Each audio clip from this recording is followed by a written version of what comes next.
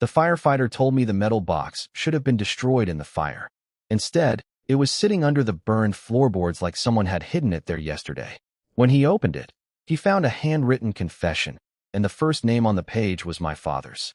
I still remember staring at that photograph from the fire scene, wondering why the firefighter had called me instead of my brother. My parents' old house had burned down while it was empty, and I thought the worst thing I had lost was the place where I grew up. I was wrong.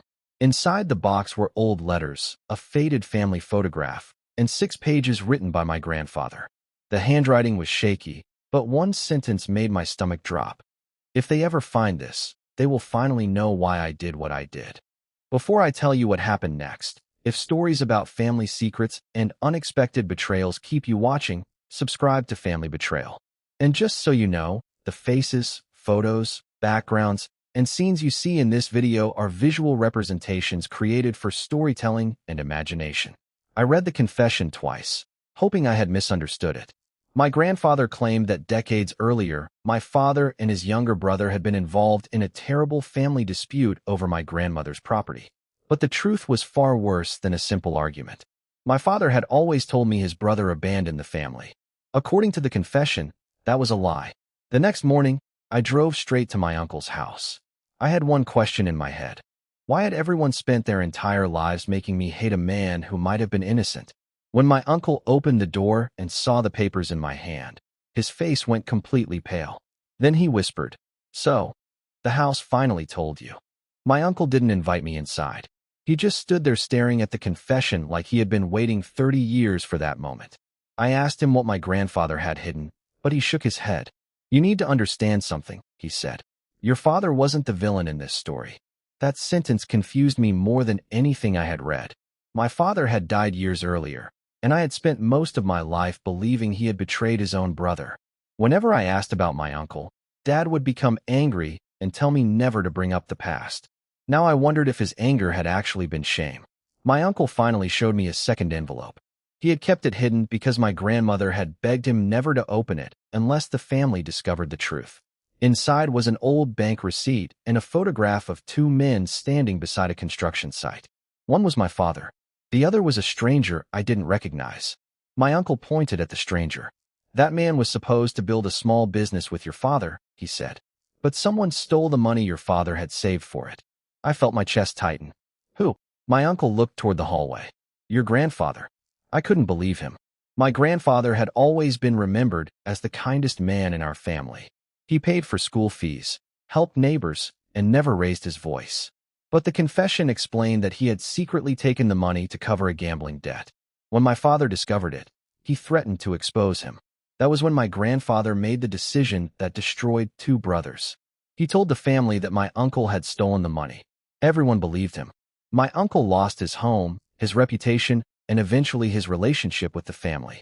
But there was still one thing that didn't make sense. I looked at the final page. It contained only one sentence. I lied about the theft, but I did not start the fire. I froze. The house hadn't burned because of an accident. Someone had wanted that box destroyed. And suddenly, I realized the person who had found it first might not have been a stranger at all. I called the firefighter who had discovered the box and asked him exactly where he found it. He paused before answering. "Under the floor near the old bedroom." That was my father's room. Then he told me something that made everything worse. Before the fire department arrived, someone had already been inside the house. A neighbor had seen a man leaving through the back gate. I asked what he looked like. The firefighter described a dark jacket, gray hair, and a slight limp. My heart sank. My uncle had a limp. For the first time, I wondered if the man who had spent years telling me the truth was actually hiding something from me. I drove back to his house. He was sitting at the kitchen table when I arrived.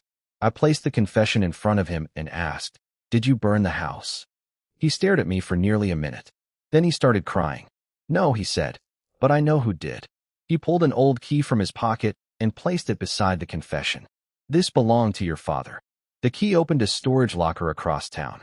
Inside, we found boxes of documents, photographs, and letters my father had written but never sent. One letter was addressed to my uncle.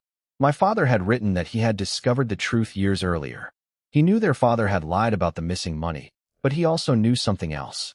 My grandfather hadn't acted alone. Someone had convinced him to blame my uncle. Someone who wanted control of the family property. I turned the page. The name was there. My mother's brother. The man I had trusted my entire life. He had pressured my grandfather, manipulated the family, and eventually acquired most of the property after the brothers were separated. But there was one final letter. My father wrote that he had decided to forgive everyone. He only wanted his children to know the truth someday. Then came the sentence that broke me. If my son ever finds this, I hope he understands that protecting a family secret is not the same as protecting a family. I sat there in silence. But then I noticed something strange about the date on the letter. It was written only 3 weeks before my father died. And suddenly I understood why the fire had happened now. Someone had realized I was getting close. I confronted my mother's brother the following day. At first, he denied everything. Then I placed the confession, the bank records, and my father's letter on his table. His expression changed. He finally admitted that he had manipulated my grandfather decades ago because he wanted control of the property. He said he never expected the lie to destroy the family so completely, but he still denied starting the fire. Then he looked at me and said something I will never forget. Your father knew everything, but he never exposed me. Why? I asked. Because he was afraid you would spend your whole life hating your own family. That answer made me angry. My father had protected the people who betrayed him, and his silence had left me believing a lie for years. But there was something strangely peaceful about finally knowing the truth. My uncle eventually cooperated with the investigation, and the old property records were reopened. The family members who had been blamed for things they never did were finally cleared. Months later, I returned to the burned house. There was almost nothing left. I stood where my childhood bedroom had been and thought about that metal box. The fire had destroyed the walls, the furniture, and every object I thought represented my family. But somehow, it had failed to destroy the one thing everyone had tried to bury: the truth. I kept my grandfather's confession, not because I forgave what he had done, but because I wanted to remember what secrecy can cost. For years, my family thought silence would protect us. Instead, silence turned one lie into generations of pain. And that metal box taught me something I will never forget. Sometimes the truth arrives after everything else has burned away. If you were in my position, would you have confronted the family member who caused all of it? Or would you have walked away and let the past stay buried? Tell me what you would have done in the comments. If this story made you think about your own family, share it with someone who might need to hear its message. And subscribe to Family Betrayal for more emotional stories where the truth is never as simple as it seems.